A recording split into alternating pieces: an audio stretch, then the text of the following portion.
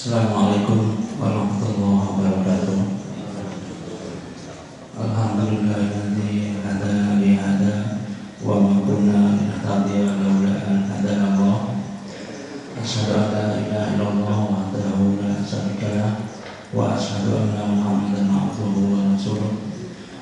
Allahumma salli semoga berjaya selalu kepada baginda Nabi Muhammad sallallahu alaihi wasallam dan semua umat yang setia. Allah kita buka silakan.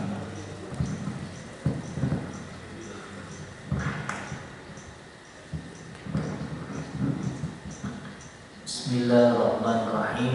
Assalamualaikum warahmatullahi wabarakatuh. Innal hamdalillah nahmaduhu wa nasta'inuhu wa nastahdihi wa nastaghfiruh wa natubu ilaihi wa na'udzu billahi min syururi anfusina wa sayyiati a'malina. May yahdihillahu fala mudilla lahu wa may yudlil fala hadiya lahu. Allahumma shalli wa sallim wa barik ala hadzal nabiyil karim nabiyyina Muhammadin wa ala alihi wa ashabihi wa man sara ala nahjihi ila yaumil qiyamah wa ba'd.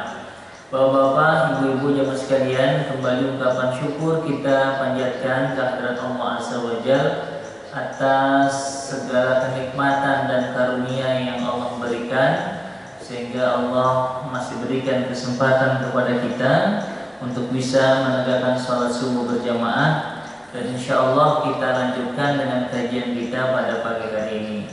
Salawat dan salam semoga senantiasa tercurah kepada kedua hasanah kita, baginda Nabi besar Muhammad sallallahu alaihi wasallam beserta para keluarganya, sahabatnya, dan insya Allah sampai kepada kita dan siapa saja yang istiqomah di dalam hal ini. Baik, mari kita awali kajian kita dengan sama-sama membaca lafaz basmalah. Bismillahirrahmanirrahim. Kita luruskan niat kita. Semoga apa yang kita kaji benar-benar menjadi ilmu yang bermanfaat. Amin ya rabbal alamin.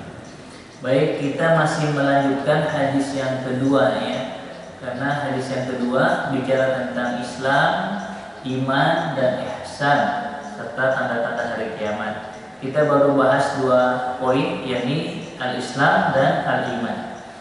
Ya. Hadis ini berasal dari Umar radhiyallahu anhu. Saya masuk kepada poin yang kita ingin bahas, yakni kemudian orang itu bertanya kepada Nabi sallallahu alaihi wasallam, "Fa akhbirni 'anil ihsan." Beritahukan aku apa itu ihsan atau tentang al-ihsan. Qala, maka Nabi menjawab, "An ta'budallaha ka'annaka tarahu." Yani engkau beribadah kepada Allah seakan-akan engkau melihatnya.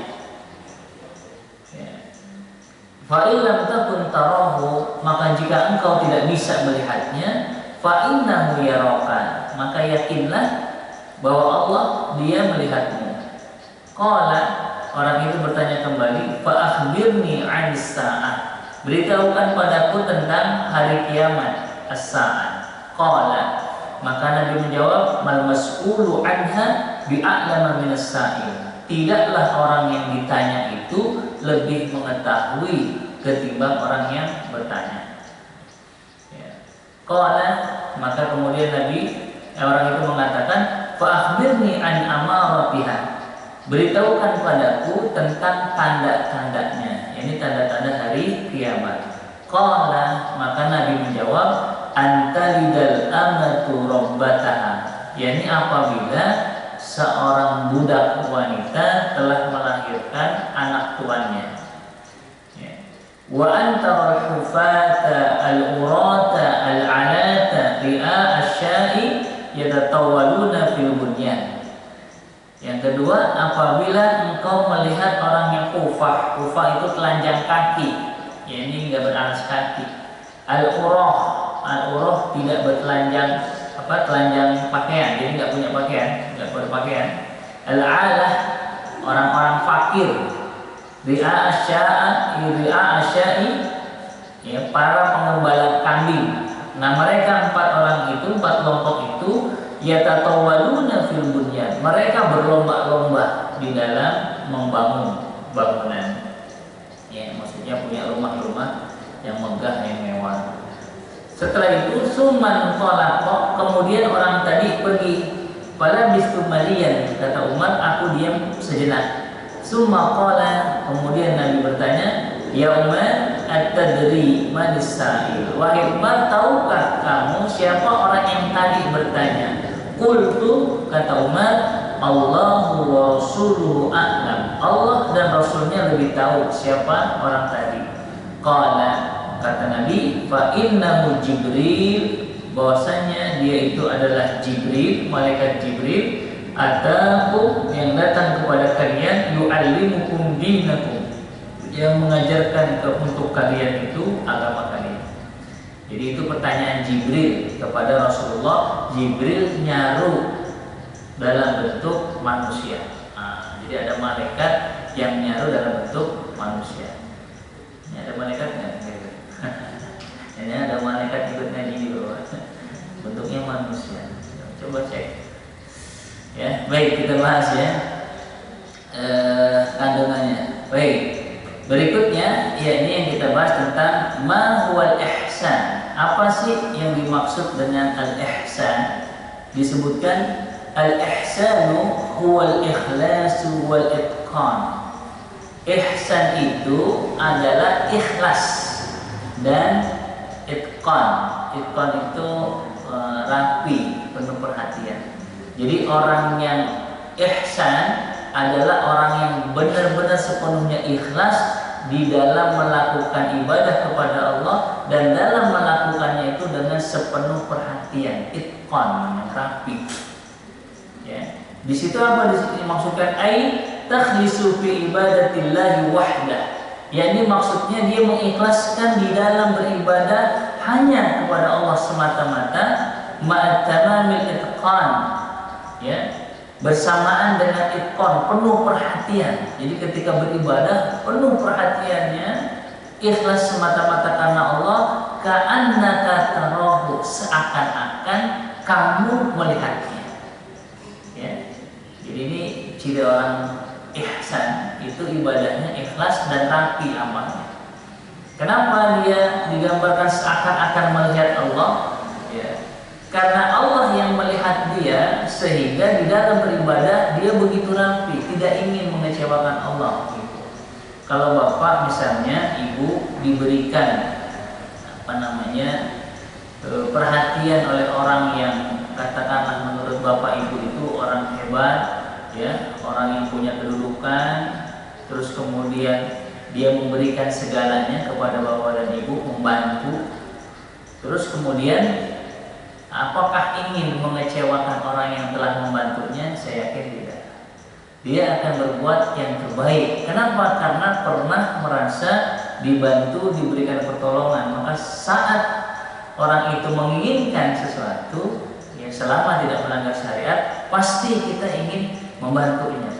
Bahkan bukan sekadar membantu, tetapi membantu yang terbaik. Nah, orang itqan itu atau orang ihsan itu demikian. Jadi dia beribadah kepada Allah seakan-akan dia melihat Allah. Jangan sampai begini, ya. Misalnya ya, karena mungkin ada orang sholatnya terburu-buru, ya, terus kemudian nggak keuber waktunya, misalnya ya, misalnya ini qobliyah subuh nggak keuber waktunya, belum sempat kancingin baju gitu, misalnya ya, dia sholatnya di rumah, ya, sholat qobliyahnya di rumah terus baru ke masjid. Ya, terus akhirnya udah sedapatnya aja kancing. Yang penting nutup aurat menurut dia, kan juga sah-sah aja. Nah, dia lupa bahwa innallaha kana 'alaikum raqiba, sesungguhnya Allah Maha mengawasi kalian. Tahu yang dikancinginya lengkap, ya, tangannya dikancing gitu. Sama yang cuma sekedar pakai gitu nggak apa-apa lah. Yang penting biar dia keburu. Nah, ini namanya nggak itqan, nggak ihsan, ya. Jadi seakan-akan dia ingin, udahlah nggak ada yang perhatiin ini. Nah, kalau orang ihsan tidak, ya, dia tetap dirapikan, kancing bajunya sempurna, pakaian sempurna, bersih, rapi. Kenapa? Karena ka'annaka tarahu, seakan-akan engkau melihat Allah. Fa in lam takun tarahu, maka jika engkau tidak bisa melihatnya, fa innahu yaraka, maka sungguh Allah melihat engkau. Jadi meskipun dalam kegelapan nggak ada yang melihat, yakin bahwa Allah melihat kita. Maka gimana? Nah, orang yang ihsan adalah orang yang beribadah kepada Allah dengan penuh keikhlasan dan rapi di dalam menjalankan. Dan nanti dampaknya, kalau seseorang melakukan perbuatan itu, kebaikan yang dia lakukan dengan penuh ihsan, maka insya Allah orang itu akan menjadi orang yang profesional. Sehingga itqan kadang diartikan dengan profesional. Kalau beramal, amalnya amal terbaik. Ini orang itqan. Ya, jadi jangan pernah merasa rugi kalau kita melakukan kebaikan dan kebaikan itu kita lakukan dengan yang terbaik. Jangan merasa rugi. Karena semakin lama dia melakukan kebaikan, insya Allah amalnya akan makin bagus, makin bagus, makin bagus. Akhirnya rapi. Sehingga dia punya standar. Kalau dia pakaiannya nggak rapi, nggak mau dia. Ini kalau di Gontor anak saya cerita, dan memang diperhatikan. Jadi kalau dia sholat pakai pakaian tuh rapi betul Pak. Pakai sarungnya, kalau belum rapi nggak mau jalannya, betul. Tapi dalam hitungan yang cepat rapi, masya Allah. Ya.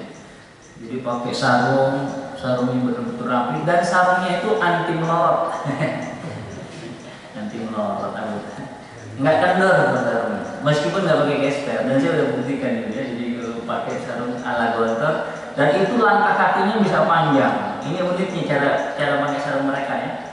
Jadi sarungnya kuat, terus kemudian dia karena mereka lari Pak, dari kamarnya lari ke masjid, karena dihitung semuanya. Wah, dihitung lari, selalu berlari mereka. Jadi nggak ada yang lemot-lemot gitu, nggak ada, selalu berlari.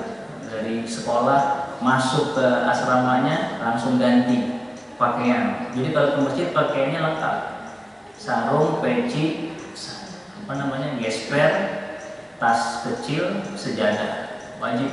Kalau enggak ada hubungannya. Itu pergerakan mereka. Nah ini maksudnya apa?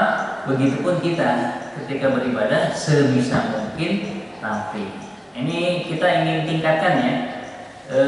Jadi tidak bicara sekedar sah tidak sah. Kalau dalam fikih laki-laki itu kalau sholat, di antara syaratnya adalah menutup aurat. Auratnya itu dari pusar sampai bawah lutut, sampai lutut ini. Ini sah sholatnya. Nah, cuman pertanyaannya, kalau imam pakai kaos singlet, pakai celana pangsi, sah nggak sholatnya? Sah. Tapi mau nggak diimamin kayak gini? Bu, diimamin kayak gini mau Bu? Bacanya bagus. Kata ini nggak ada lagi pakaian yang bagus apa? Gitu. Kalau bicara fikih sah, ya, gitu. Makanya nanti kita tingkatkan. Jadi bukan sekedar sah tidak sah. Makanya dalam beramal itu ada pilihan afdal. Mana yang paling utama? Gitu. Mana yang paling utama? Gitu. Jadi pilih yang paling utama. Kalau nggak ada utama, baru turun. Ya, misalnya ke utama turun lagi yang boleh gitu. Yang penting boleh sah. Lain lagi. Kalau mungkin kondisinya di luar, pakaian seadanya, ya mungkin pakai kaos karena lagi di luar kondisinya. Tapi kalau di rumah, waktu cukup hendaknya pakai pakaian yang rapi. Kenapa? Karena innallaha thayyibun la yaqbalu illa thayyiban. Allah itu maha baik, suka dengan yang baik. Dan Allah tidak menerima sesuatu yang tidak baik. Ini ihsan dalam ibadah apa saja ya. Sholat kita, kalau ibu sedekah juga sedekahnya itqan, yang rapi. Ya. Meskipun nggak diupload, meskipun nggak diikutin oleh followernya gitu. Nah, ya. Baca Al-Quran juga demikian. Ya. Meskipun nggak ada yang dengerin, orangnya nggak dengerin, kita baca Al-Quran sendirian di rumah, tapi yakin ada malaikat yang mendengarkan. Nanti dalam bab ma'rifatul malaikat, mengenal para malaikat, ada malaikat yang mendengarkan bacaan kita. Bahkan tidak hanya malaikat, ada jin yang dengerin bacaan kita. Jadi biar ada orang-orang yang merasakan bagaimana kita membaca Al-Quran dengan cara yang itqan. Karena bisa jadi ada orang tertarik dengan Al-Quran salah satunya lewat tilawah yang dibaca. Pengen baca Al-Quran kayak dia, Masya Allah, itu kan kayak misalnya Taki Malik gitu ya. Taki Malik tuh baca Al-Qurannya luar biasa. Atau Muzammil, itu juga yang habis Quran, dia luar biasa. Bacaan Al-Qurannya indah-indah. Baik ya, itu terkait dengan ihsan. Jadi ihsan itu adalah melakukan ibadah dengan penuh keikhlasan dan dilakukan sepenuh perhatian. Karena penuh perhatian dia pasti melakukan amalnya amal yang terbaik. Dan kalau ini sering dilakukan, maka insya Allah setiap amal yang kita lakukan bukan sekedar sah tidak sah, bukan sekedar boleh tidak boleh, tapi dia ingin mengambil yang utama. Ya, sholat Jumat misalnya, ya sholat utamanya terdepan. Ya. Maka kalau kita pengen ihsan, buru-buru, gimana caranya? Ya datang lebih awal biar mendapat saf yang di depan. Ini yang ihsan. Ya, sehingga kita ketika datang tidak melangkahi bahu orang-orang itu, apalagi minta Pak bisa dikit Pak, nggak usah. Ya sedapatnya aja. Ya. Baik, itu tentang ihsan. Berikutnya yang keenam kandungan hadis ini as-sa'atu wa amaratuha. Ya, jadi hari kiamat dan tanda-tandanya. Disebutkan tadi dalam hadis ya ketika Jibril bertanya tentang kapan hari kiamat, maka Nabi mengatakan ya tidaklah orang yang ditanya lebih mengetahui ketimbang orang yang bertanya. Nah, tentang hari kiamat disebutkan ilmu waqti qiyamil kiamat, ya pengetahuan tentang datangnya hari kiamat itu tidak ada yang mengetahuinya. Mimma ikhtasallahu bi'ilmihi, ya kecuali hanya Allah Subhanahu wa taala yang mengetahuinya. Jadi tentang kapan datangnya hari kiamat nggak ada yang mengetahui kecuali hanya Allah, termasuk Jibril, termasuk Rasulullah nggak tahu kapan datangnya hari kiamat. Ya. Ini ada orang nerka-nerka ya, datangnya hari kiamat, udah berapa kali gagal hari kiamat. Katanya dulu 2000 berapa? 12 ya, gagal juga ya. Ada yang membuat bunker lagi, Masya Allah ya. Emang mempan ke bunkernya pakai ya. Gak bisa, hancur. Idza zulzilatil ardu zilzalaha wa akhrajatil ardu asqalaha. Apabila bumi diguncangkan seguncang-guncangnya gitu. Ini kalau ibaratnya ada air ya, air nggak ditutup ya, terus diguncangkan nih, guncang dikit aja udah dikit doang Pak, udah tumpah. Nah ini bumi diguncangkan seguncang-guncangnya. Makanya gimana, seguncang-guncangnya udah air lautnya tumpah, mendaratan, buminya hancur. Nah, itu baru berapa kali guncangan gitu ya. Guncang sedikit jadi gempa bumi, jadi tanah longsor, jadi tsunami. Baru sedikit itu, belum gambaran sesungguhnya.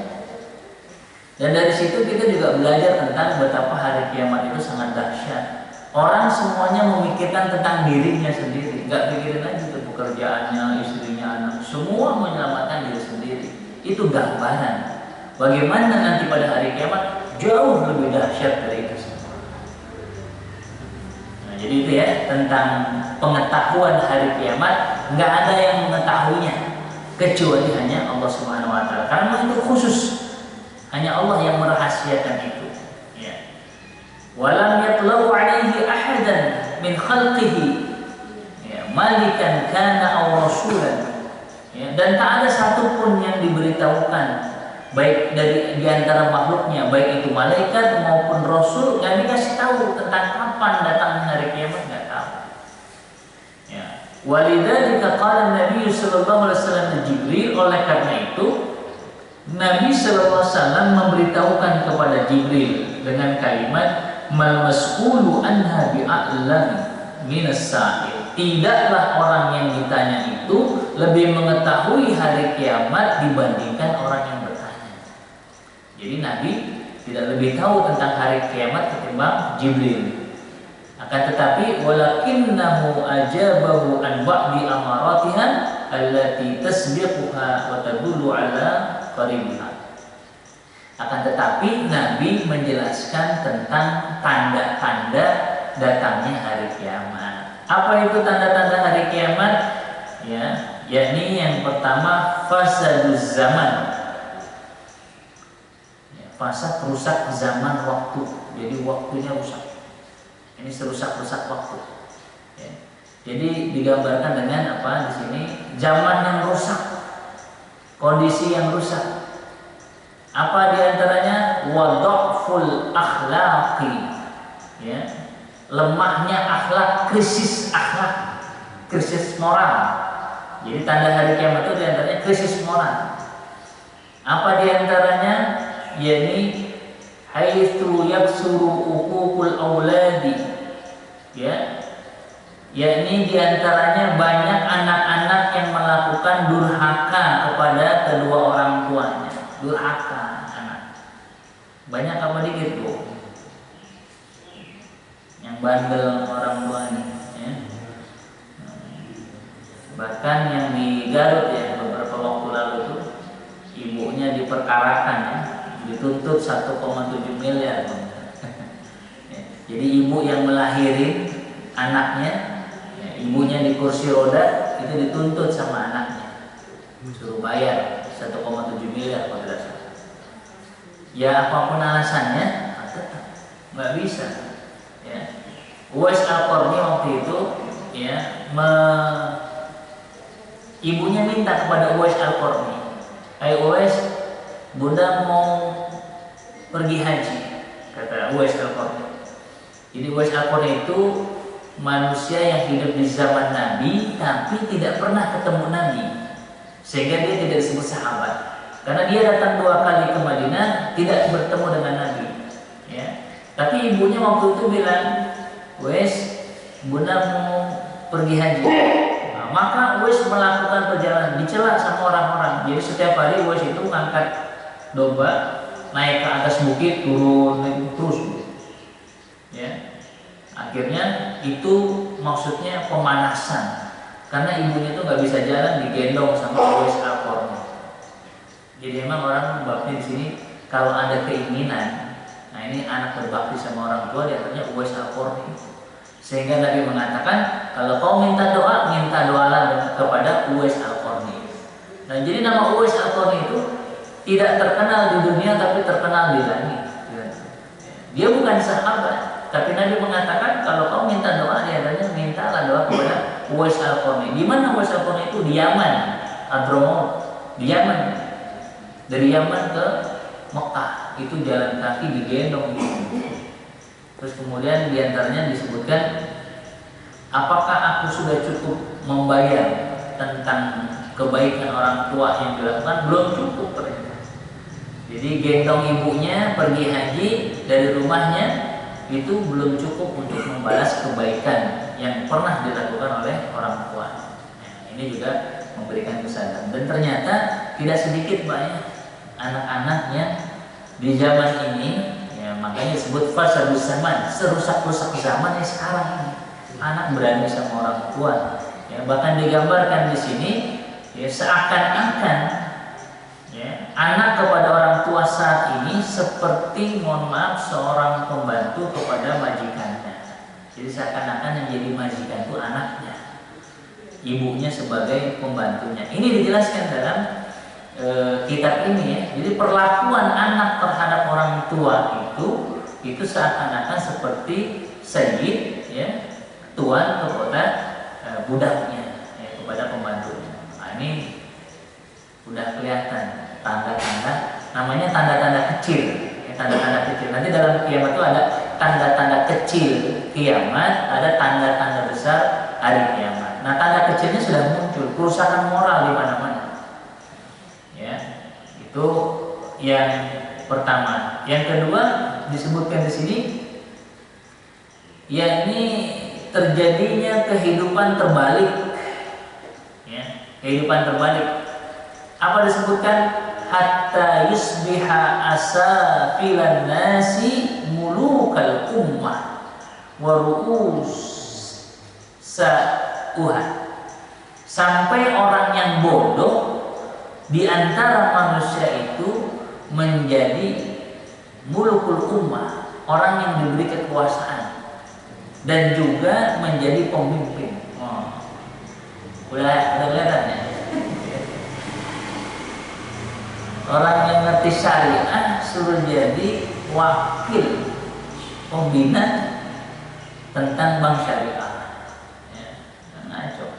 Jadi orang bodoh diangkat jadi pemimpin, gak punya kapasitas, gak punya keilmuan, diangkat jadi pemimpin. Nah ini kejadian. Nah, ini udah tanda kiamat Pak, berarti memang udah dekat datangnya hari kiamat. Ya, dekatnya kapan? Ya kata Nabi, aku dan hari kiamat itu seperti dua jari ini. Maksudnya dekat. Diutusnya Nabi itu diantara tanda, ya, bahwa kiamat itu sudah dekat. Makanya ini akhir zaman. Nah, di antara ciri akhir zaman kata Nabi adalah ada orang-orang bodoh yang diberikan kekuasaan, orang-orang bodoh yang diangkat jadi pemimpin, yang sengsara rakyatnya. Ya, karena pemimpinnya bodoh, nggak berilmu, nggak ada ilmunya. Ya, ngerti apa? Nggak ngerti. Ngertinya cuma sampai situ Pak, ngurusin Indonesia, masya Allah ya. Dah, terus apa lagi disebutkan? Ya, bahkan ada orang-orang yang menyerahkan urusan bukan kepada ahlinya, ya, dia ghairi ahliha. Jadi ada urusan-urusan yang tidak diserahkan kepada ahlinya, kacau. Ya. Gak ngerti pemerintahan dia pegang, gak ngerti ngurus rakyat dia pegang, gak ngerti agama diangkat jadi pemimpin agama, kacau urusannya. Gak ngerti urusan haji diangkat jadi pemimpin haji, gak ngerti urusan zakat diangkat jadi pengurus zakat, akhirnya berantakan semua. Ini namanya diantara ciri hari kiamat. Jadi kalau ada yang gak matching, ya, jabatannya nggak pas, kok orangnya nggak pas sih, kenapa yang diangkat dia? Nah, bisa jadi ini diantara tanda-tanda Nabi, kata Nabi ya. Ini dikasih tanda-tanda. Terus apa lagi? Wa yusirul mal fi abdin nas, ya. Banyaknya harta ya di kalangan manusia ya. Jadi banyak orang yang hartanya melimpah tapi perlakuannya sombong ya. Banyak harta tapi sombong, di antaranya demikian. Terus apa lagi? Di antaranya di sini digambarkan bahkan mereka berlomba ya, saling meninggikan bangunan dengan penuh kebanggaan. Terus apalagi diantaranya ya, mereka berlaku congkak pada orang lain. Ini diantara ciri hari kiamat. Ya, bahkan mereka seakan ingin menguasainya. Nah, ini diantara tanda-tanda kecil yang digambarkan oleh Nabi.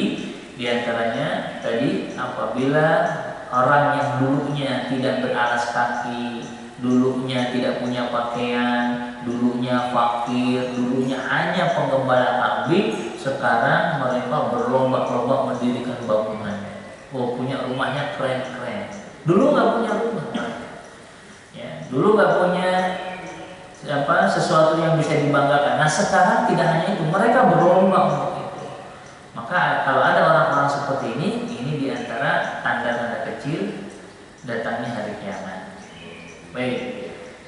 Terus kemudian ya, yang ketujuh yang dibahas dalam kitab ini as-su'alu 'anil ilmi.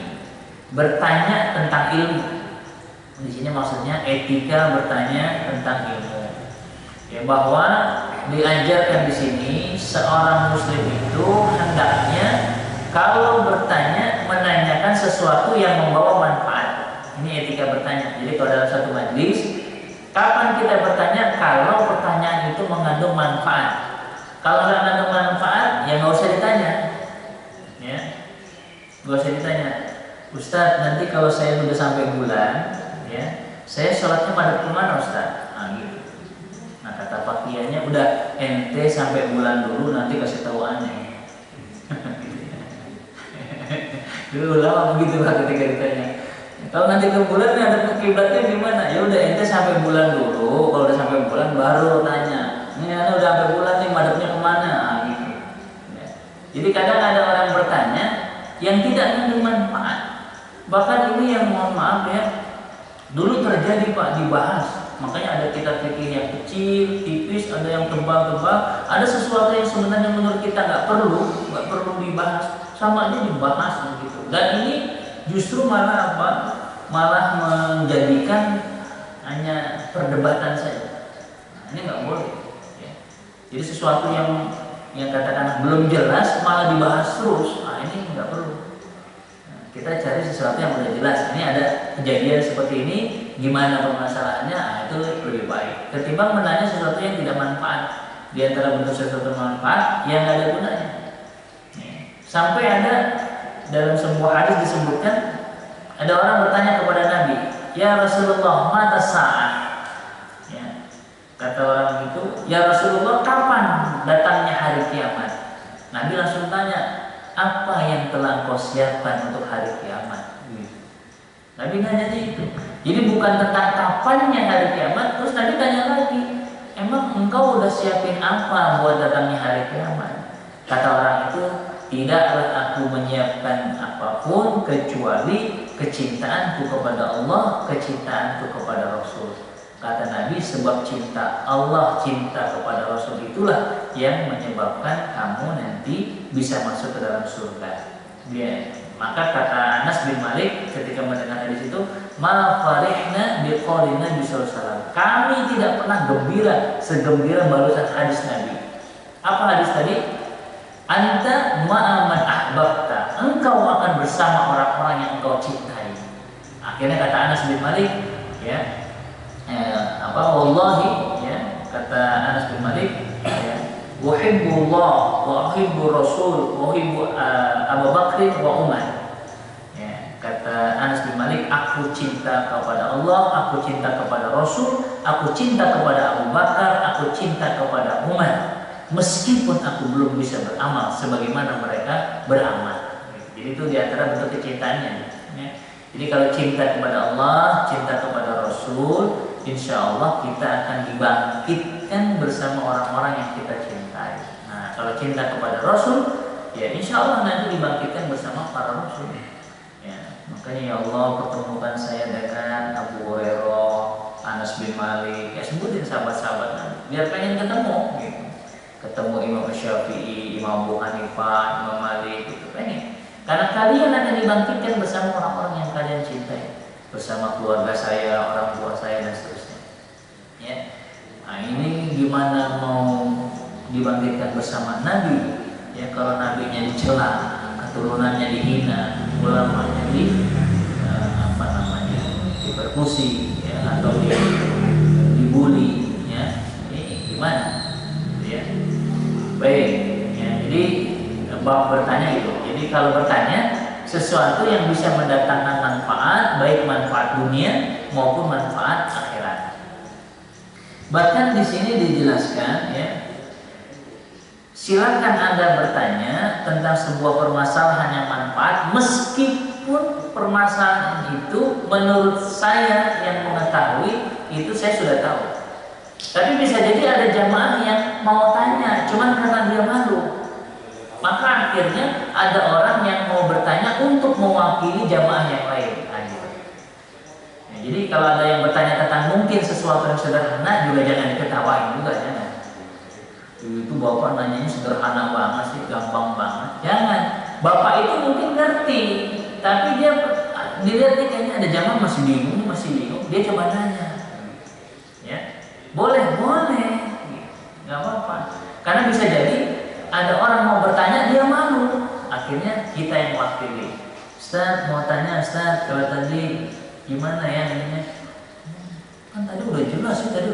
Mungkin ada yang belum jelas gitu. Dia udah ngerti bisa jadi. Ya, ini boleh, ya, bertanya seperti ini boleh. Nah, yang nggak boleh itu ngetes Ustaz, nggak boleh. Ini banyak yang ngetes. Sebelum Ustaz Abdul Somad di tes semua. Orang Dil nanya, orang liberal nanya, orang Syiah nanya, orang Ahmadiyah nanya. Tes, alhamdulillah dia punya ilmunya, ya, jadi bisa dijawab semua. Dia luar biasa ilmunya. Ya. Tapi kadang juga suka sewat-sewat juga jawabnya gitu ya. Ini nanya apa mancing apa ngetes, karena ada ya, apalagi beliau dia nanya dijawab aja, wah udah gitu bisa kena ini nanti urusannya panjang akhirnya ya. Jadi kadang ada yang mancing-mancing ya. Jangan mancing-mancing jangan ya, jadi nggak boleh mancing-mancing nanya ya. Ya kan bisa aja Pak, karena saya pernah dia kajian di sebuah kantor ya, masjid di kantor. Kata pengurusnya bilang, Ustaz nanti jangan ngomong politik ya, 01, 02 gitu kan ya. Waktu itu yaudah kita ngaji ya, ya gitu. Ya insya Allah gitu. Jamaahnya nanya, Ustaz jadi gimana Ustaz? Kita 01, 02 Ustaz. Kita udah bilang sama pengurusnya jangan ngomong-ngomong politik katanya. Ya siap saya bilang, saya kan ngajar fikih saya bilang, insya Allah nggak bakal nanya gitu. Tapi ada aja jamaahnya yang nanya. Ini pemilihan presiden gimana Ustaz? Kita pilih yang mana? Ya. Akhirnya apa Pak? Gara-gara begitu ya, besok udah Ustaz, pokoknya nyamperin semua Ustaz, nyamperin kajian, nggak ada tanya jawab.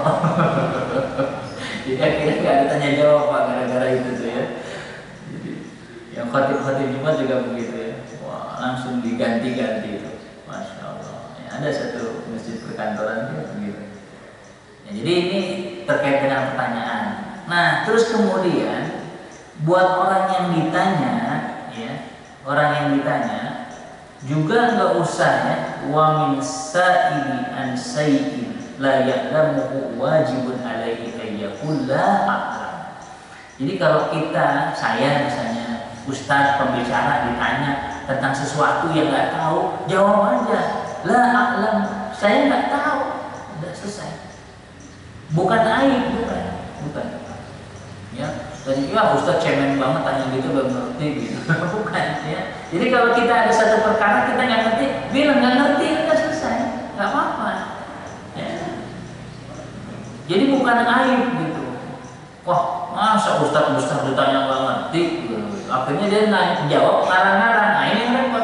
Sementara jamaah lagi nunggu. Ini apa jawaban ustazah? Apa jawaban ustaz?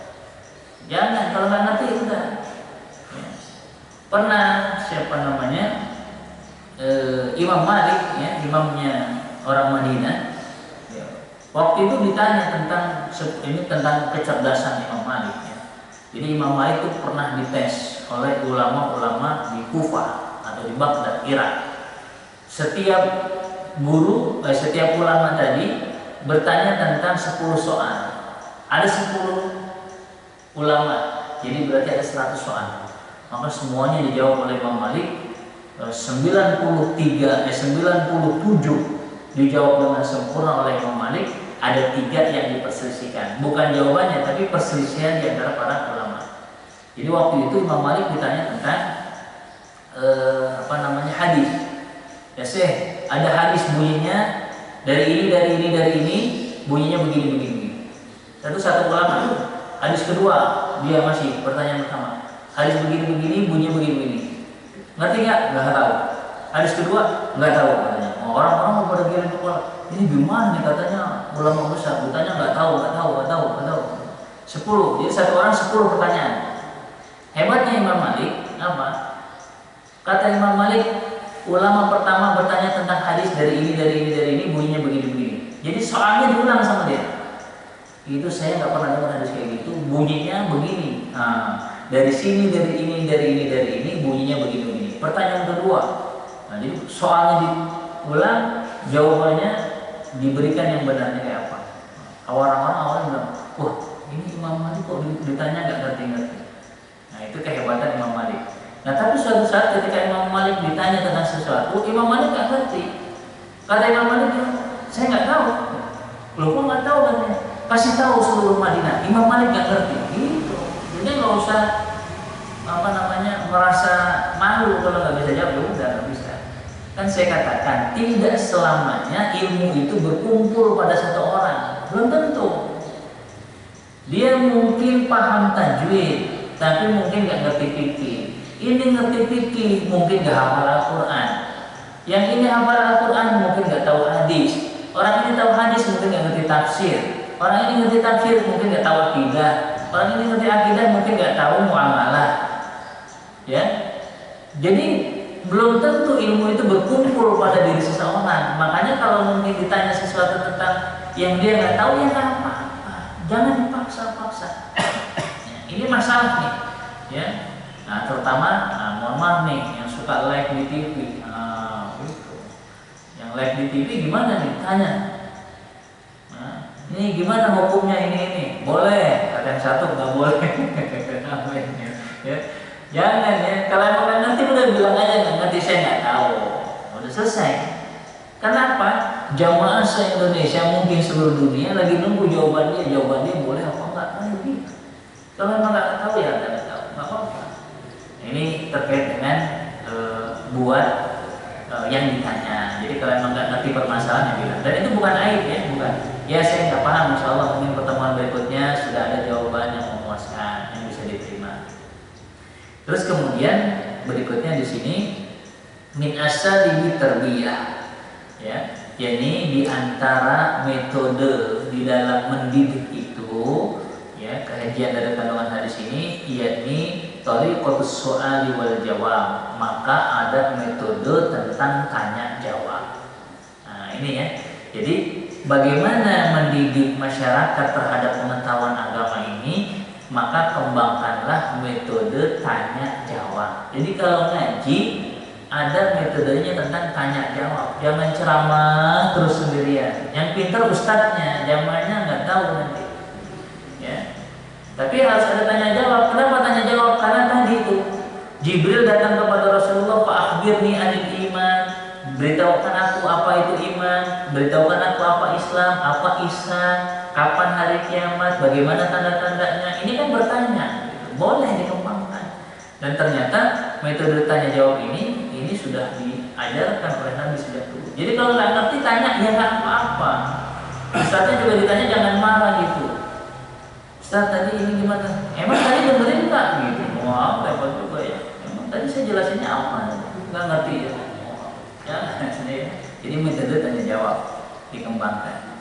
Baik, mungkin ini kandungan yang bisa kita pelajari dari hadis yang kedua, itu dari poin pertama sampai yang ke-8. Insya Allah hadis kedua ini sudah selesai. Silakan mungkin kalau ada diskusi tanya jawab saya persilakan.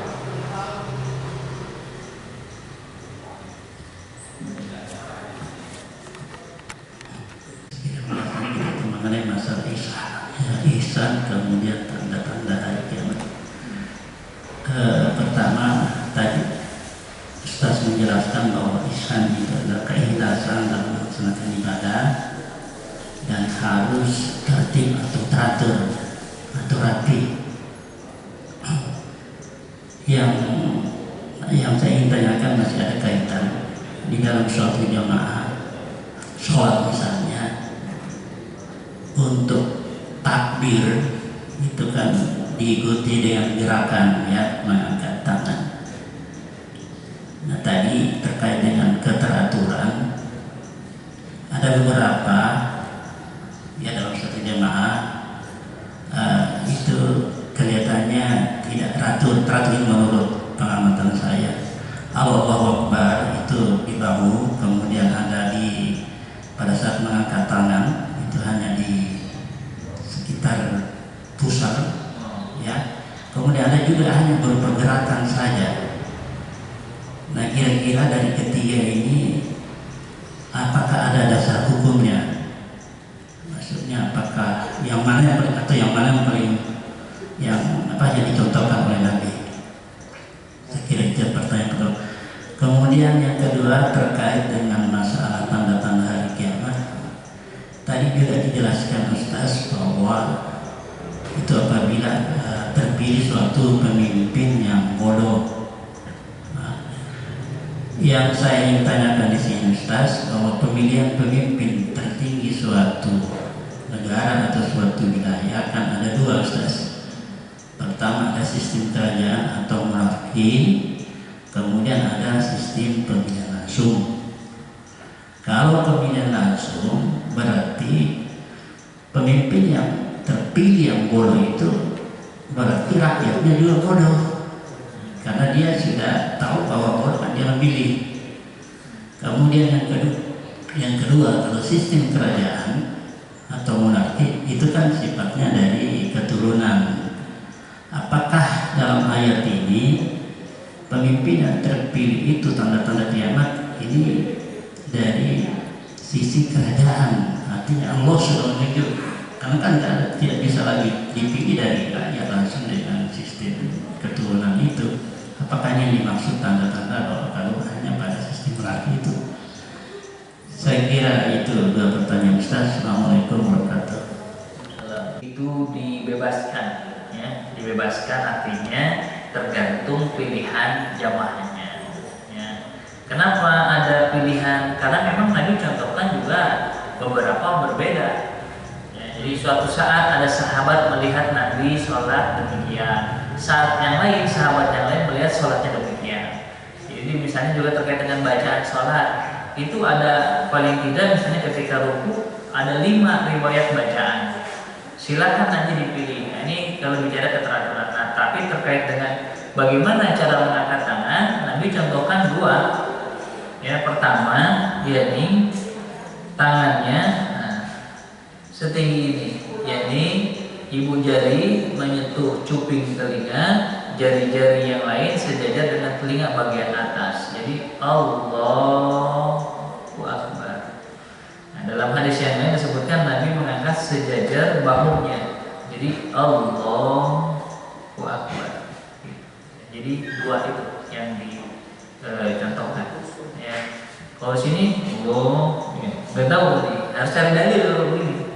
Kalau nggak ada dalilnya nggak usah. Ya. Karena dalam fikih yang penting dalil. 1 seini, ya. Yang kedua setinggi bahu, sejajar dengan bahu. Allahu Akbar. Gitu. Ya. Ini tinggal silakan. Ya.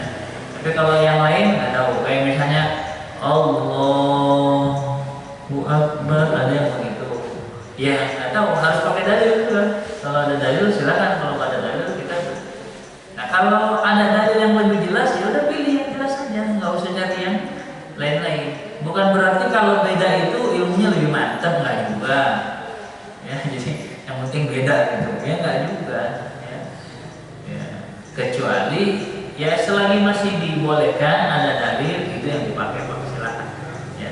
Kalau nggak ada dalilnya ya jangan. Karena dalam fikih yang penting dalil, dan kita berusaha karena disebutkan ibadah yang ahsanu amala itu, adalah ibadah yang terbaik. Kata Fudel bin Iyad, yang terbaik itu aswabuhu wa akhlasuhu, orang yang paling benar amalnya dan orang yang paling ikhlas amalnya. Terus kemudian tentang orang-orang bodoh yang diangkat jadi pemimpin, apakah itu di sistem demokrasi ataukah di sistem kerajaan, ya. Ya ini bagian yang tidak bisa dihindari, ya. Kalau di Indonesia kan terpaksa dengan menggunakan pemilihan langsung atau demokrasi. Nah, yang jadi permasalahan nanti adalah terletak pada siapa yang memilihnya juga. Makanya kenali dulu sosoknya, profilnya orang ini, siapa dia, siapa orang-orang di belakangnya, bagaimana track recordnya, ya, terus visi misi yang dia kerjakan, ya, apa saja yang pernah dia lakukan. Nah, buat kita apa, punya tanggung jawab setiap yang kita pilih itu harus betul-betul, ya, bisa dipertanggungjawabkan di hadapan Allah. Itu aja kalau orang muslim. Ya, karena ini sistemnya sama, nggak ngeliat kualitas. Ya, misalnya gini, kalau milih ustadz nilainya 10, milih orang biasa misalnya nilainya 1, gitu. Boleh kalau kayak gitu, tapi kan nggak ada. Mau ustadz, mau penjahat, ya tetap aja 1 nilainya. Dokter sama yang katakanlah nggak berpendidikan nilainya tetap 1, karena memang sistemnya itu. Ya, jadi ya bagaimana? Ya ini yang ada, ya ini yang ada. Kalau di kerajaan gimana? Ya, makanya nanti setiap mereka dibatasi Ya, bahwa apapun yang kalian pimpin itu semuanya nanti akan dimintakan pertanggungjawaban di hadapan Allah. Ini sebenarnya harus dimunculkan, ya. Ya, sehingga kalau dia sampai-sampai akhirnya dia nggak mau ya diamanahkan dengan sesuatu yang sangat berat, dia bisa jadi kadang nolak orang kayak gitu. Berat ya urusannya, ya, urusannya berat. Ya. Ngurus diri sendiri gimana, ngurus orang lain gimana. Jangan sampai, nah kalau mau punya cita-cita yang tinggi, diantaranya apa? Kenapa Bapak mau jadi pemimpin? Karena saya melihat ada 7 golongan yang akan nanti didaungi oleh Allah Subhanahu Wa Taala pada hari kiamat. Apa itu? Ranking pertama adalah imamun adil, imam yang adil. Nah saya pengen menjadi imam yang adil. Nah nanti dari situ akan kelihatan cara kerjanya, cara dia melayani masyarakat akan terlihat. Nah kalau dia ikhlas semata-mata karena Allah, insya Allah dia akan menjadi orang yang akan mendapatkan naungan pada hari kiamat. Tapi kalau dia zalim, wah, jangan-jangan jadi orang yang pertama pula nanti masuk ke dalam neraka. Kenapa? Karena zalim yang dilakukan. Jadi ya buat kita di sini ada proses pendidikan buat masyarakat. Bagaimana masyarakat juga harus mengetahui kualitas orang yang dipimpinnya. Wallahu a'lam. Ya. Melanjutkan dari pertanyaan tadi, Pak. Salat berjamaah ya, itu takbir. Terus yang kedua, bagaimana dengan orang-orang yang ikut berjamaah tapi jauh dari saf? Jadi safnya harus di tengah tapi dia paling pinggir. Jadi dia berlaku sholat di paling pinggir. Memang sih akhirnya terpenuhi juga. Tapi dia punya, bahkan dia jauh di belakang. Saya bilang apa orang ini tidak tahu dan tidak pernah kasih tahu atau memang dia merasa itu betul gitu kan? Ya, saya tanya dua itu dulu sebentar. Baik, ya ini terkait dengan sholat jamaah ya. Baik, mengenai ihsan ini, saya sudah pernah mendengar beberapa waktu lalu. Saya lupa apakah dalam kajian di sini atau di dalam khutbah Jumat. Nah, saya ingin melaksanakan pada waktu sholat bahwa seolah-olah kita melihat Allah. Ini sulit sekali, sangat sulit sekali. Sempat terbayang seolah-olah Allah itu duduk di sebelah sana. Terus lagi seperti ini agak sulit sekali kan. Sampai akhirnya orang nggak bisa laksanakan itu. Dan akhirnya yang kita laksanakan seolah-olah Allah melihat kita. Nah ini yang bisa dilaksanakan. Tapi yang pertama sulit sekali kan. Itu apa yang ada ilmunya. Terima kasih Pak. Karena pada hakikatnya Allah tidak bisa dilihat di dunia ini oleh makhluknya, ya, oleh manusia belum bisa dilihat. Nah, baru nanti Allah akan dilihat pada hari akhirat. Nah, itu baru kata Nabi, kalian akan melihat wajah Allah sebagaimana kalian melihat rembulan ini. Jadi pengertian melihat ini seakan-akan maksudnya Allah memperhatikan kita. Jadi ketika Allah memperhatikan kita, ya betul-betul kita serius. Makanya diajarkan dalam sholat ya, misalnya dalam sholat itu apa? Kita tidak menolehkan pandangan ke tempat yang lain kecuali ke tempat sujud. Disebutkan dalam hadis yang lain, ketika engkau menolehkan pandangannya, maka Allah berpaling dari pandangannya. Nah, itu maksudnya seakan-akan ya Allah betul-betul melihat kita. Jadi betul-betul gerakannya khusyuk, tunduk gitu. Dan nggak perlu dibayangkan gitu. Nanti jadi setan nanti ya. Allah pada suasana yang begini. Wah, pemasukan jin nanti ya. Jangan, nggak gitu Pak. Ya sholat aja. Ya, seakan-akan Allah, kita melihat Allah. Pengertian seakan-akan maksudnya ya bahwa yakin Allah lagi memperhatikan kita. Kan makanya fa'il lam takun tarahu, maka jika engkau tidak bisa melihatnya, ya memang nggak bisa secara basariah. Tapi yakinlah bahwa Allah melihat kita, sehingga tindakan kita rapi, tunduk, ikhlas, tertib, itu maknanya. Itu aja. Jadi nggak perlu dibayangkan. Sama juga nanti sholat ketika membayangkan Alhamdulillahirabbil alamin, segala puji bagi Allah Rabb semesta alam. Dibayangi ada bintang, ada gunung, ya nggak gitu juga. Ya, jangan ya. Wallahu a'lam. Jadi ya normal aja, normal ya, normal. Wallahu cukup? Cukup ya. Baik, mari kita akhiri kajian kita dengan sama-sama membaca hamdalah. Alhamdulillahirabbil alamin dan doa kafaratul majlis. Subhanallahumma wa bihamdik asyhadu an la ilaha illa anta astaghfiruka wa atubu ilaik. Demikian, kurang lebihnya mohon maaf. Billahi taufiq wal hidayah. Assalamualaikum.